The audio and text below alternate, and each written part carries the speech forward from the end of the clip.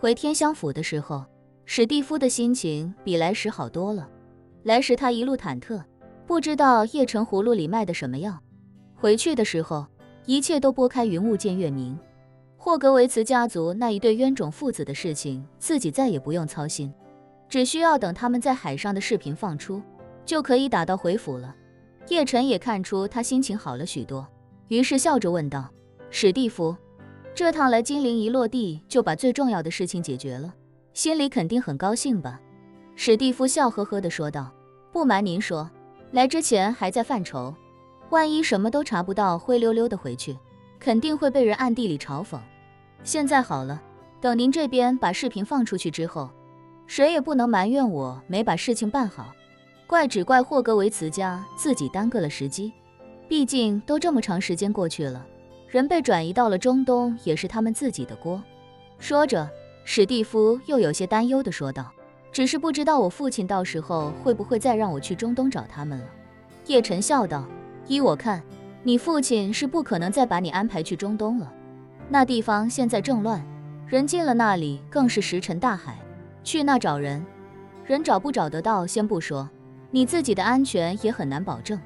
我估计这件事到时候也就不了了之了。”史蒂夫向叶晨拱了拱手，笑着说道：“那就借叶先生吉言了。”四人回到天香府时，史蒂夫的手下并没有察觉到任何异常。由于他还要在金陵待个10来天，所以回到天香府，叶晨便让他先回酒店休息。史蒂夫飞了10几个小时到金陵，下了飞机就接连到天香府和养狗场，也确实有些筋疲力尽，于是便辞别叶晨之后，离开了天香府。车队的安保人员松了口气，载着他直接奔赴下榻的酒店。史蒂夫走后，叶晨便对洪武说道：“通知张二毛，让他知会一下金陵的小弟，多留意这些美国人在金陵的动作，有什么特殊情况，第一时间向我汇报。”“没问题，叶大师。”洪武连忙答应下来。叶晨看了看时间，眼下也不过才下午3点多，他便打算去一趟香榭丽的半山别墅，看看伊藤菜子对真气的掌控有没有进步。正打算跟洪武和陈泽凯打个招呼，他的手机忽然接到贺知秋的爸爸贺远江打来的电话，于是叶晨便接通电话，客气地问道：“贺叔叔您好。”贺远江在电话那头笑着问道：“叶晨，听你岳父说你回金陵了？”“对。”叶晨笑着说道，“也是刚回来。您找我有事？”贺远江呵呵一笑，有些腼腆地开口道：“我确实有点事想当面跟你聊聊，但你平时事情比较多，不知道有没有时间？”叶晨不假思索地说道：“有的，您什么时间方便？给我个地址，我去找您。”叶晨对贺远江一向很是尊重，不仅是因为他人品很好，并且有真才实学，也因为他与自己的母亲是同学，是真正意义上的故交。贺远江忙道：“我刚从老年大学出来，今天正好周末，学校也没课，要不你给我个地址，我去找你吧。”叶晨一想，现在下午3点多，贺远江肯定已经吃过午饭了，吃晚饭的时间还差着几个小时，让他到天香府来找自己也确实不适合聊事情。再考虑到贺远江在美国生活多年，必然有下午喝咖啡的习惯，于是他便说道：“这样吧，贺叔叔，老年大学南边不远有一家星巴克，咱们去那喝杯咖啡怎么样？”“太好了。”贺远江笑着说道，“我正想着你给我个地址，我去买杯咖啡，然后去找你呢。既然这样，那咱们就在咖啡厅见，我离得近。你喝什么？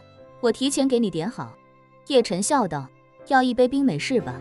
您先去，我现在过去。”“好，那咱们待会儿见。”叶晨不知道贺远江忽然找自己有什么事情，不过既然对方想跟自己见面聊，那自己也不好在电话里多问。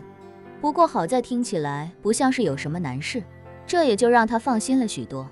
随后他便跟洪武、陈泽凯两人打了招呼，自己前往那家星巴克与贺远江见面。20多分钟后，叶晨来到约好的那家星巴克，贺远江已经找了个靠窗的位置坐下来了。见叶晨进来，他连忙站起身，整理了一下西装，有些腼腆地冲叶晨招了招手：“叶晨，这这里。叶晨微微一笑，来到他面前，贺远江便忙不迭请他坐下，然后将给叶晨点好的咖啡推到了他的面前。叶晨一边端起咖啡呷了一口，一边有些好奇地问他：贺叔叔，您忽然找我见面，有什么要紧事要跟我说吗？这个，贺远江面露难色地犹豫片刻，随后才说道：其实这事儿早该跟你说的，但你前段时间不是一直在美国吗？我也不知道你什么时候回来，所以就暂时没对外提起。说着，贺远江沉默了几秒钟，鼓起勇气又道：是这样的，叶晨，我跟你韩阿姨打算结婚了。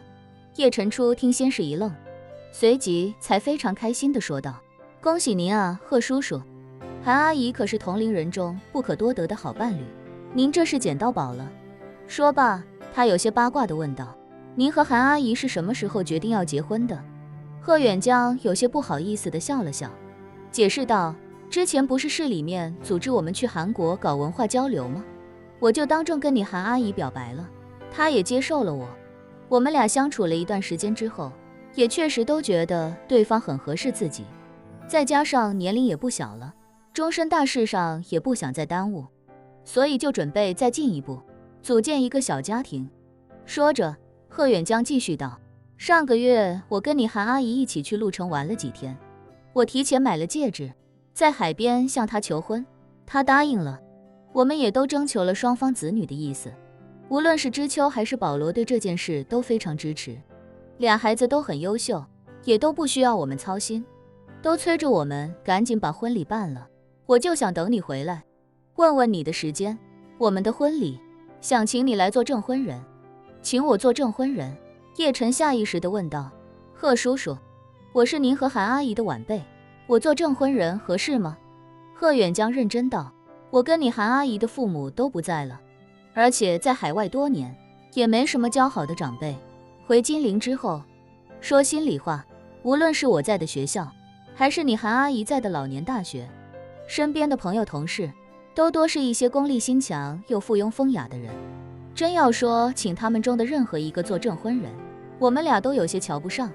说罢，他看着叶晨，非常认真地说道：不过我们对你都是非常认可的，而且无论是知秋还是保罗，对你也都非常钦佩。当初要不是你只身一人前往叙利亚把知秋救出来，他现在还能不能活着都是个未知数。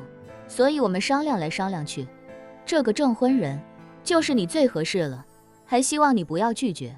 贺远江都这么说了，叶晨自然没有任何意见，于是便非常爽快地说道：没问题，贺教授，承蒙您和韩阿姨对我的认可，这个证婚人我当了。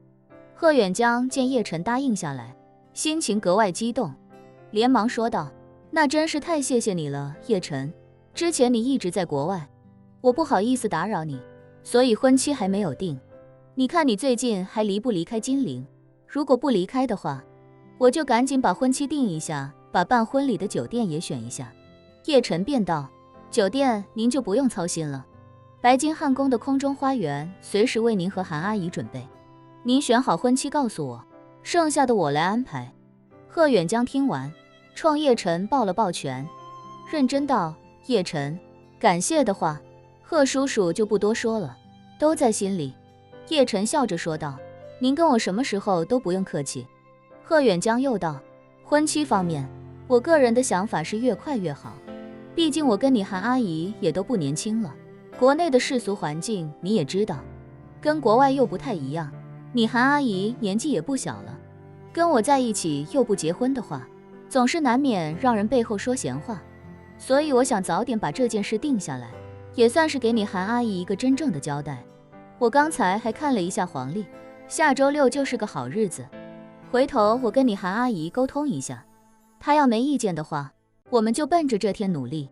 叶晨对贺远江的责任感和行事的雷厉风行非常钦佩，反观自己那个倒霉岳父，明明爱韩美琴爱得死去活来，可偏偏就是不敢跟马兰真正意义上斩断一切关系，所以才导致韩阿姨与贺远江走到了一起。想到岳父萧长坤，叶晨便小心地问道：对了，贺叔叔，您和韩阿姨要结婚的事情，现在还没对外公布吧？没有，贺远江如实说道。我就想着等你回来，先跟你确定好时间。你没问题，我们就订婚期和酒店，然后对外发请柬了。要是你韩阿姨对下周6这个时间没意见的话，我今天就连夜订好宾客名单，然后把请柬写出来。